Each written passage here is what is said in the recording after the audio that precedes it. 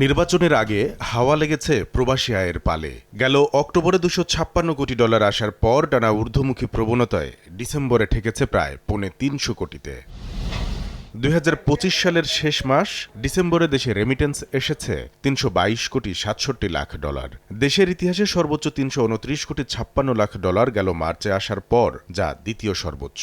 এর আগে কোনো ডিসেম্বরে এর বেশি আয় দেশে পাঠাননি প্রবাসীরা। 2026 সালের শুরুর দিন বৃহস্পতিবার এ তথ্য জানিয়েছে বাংলাদেশ ব্যাংক। গেল 6 মাসে আসা মোট রেমিটেন্সের পরিমাণ দাঁড়িয়েছে $1626 কোটি 39 লাখ। প্রবাসী আয়ের প্রবৃদ্ধির ধারাবাহিকতা ধরে রাখতে বিদেশে কর্মী পাঠানোর খরচ কমিয়ে প্রতিবন্ধকতা দূর করার তাগিদ দিচ্ছেন অর্থনীতিবিদরা। আমাদের যে মিডল ইস্টের যে বাজার, সেই বাজারগুলিতেও চাহিদার কিন্তু পরিবর্তন হচ্ছে। আবার নতুন নতুন বাজার যেমন জাপান ইত্যাদি, সেখানে নার্স এবং প্রফেশনালস এদের আবার চাহিদা বাড়ছে।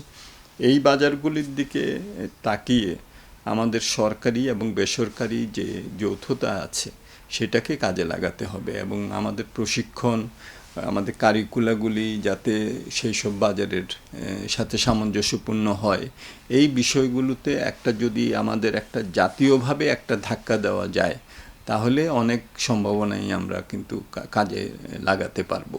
না হলে অন্যান্য দেশগুলি সেটার সুযোগ নিচ্ছে। আর আমাদের এই যে পাঠানোর যে ব্যয়, এটাও আমরা অনেক বছর ধরে বলছি যে এটা কমাতে হবে, পার্শ্ববর্তী দেশগুলোর তুলনায় আমাদের বেশি, কিন্তু এই জায়গাটাতে কেউ কিন্তু হাত দিতে পারছেন না। একটা দুষ্ট চক্র যে এখানে গেড়ে বসেছে, এটা থেকেও আমাদের বের হতে হবে। কেন্দ্রীয় ব্যাংকের হালনাগাদ পরিসংখ্যানে তুলে ধরা হয়েছে, কোনো অর্থ বছরের প্রথমার্ধের প্রতি মাসে 200 কোটির বেশি রেমিটেন্স আসেনি এর আগে। কামরুল হাসান সবুজ, সময় সংবাদ, ঢাকা।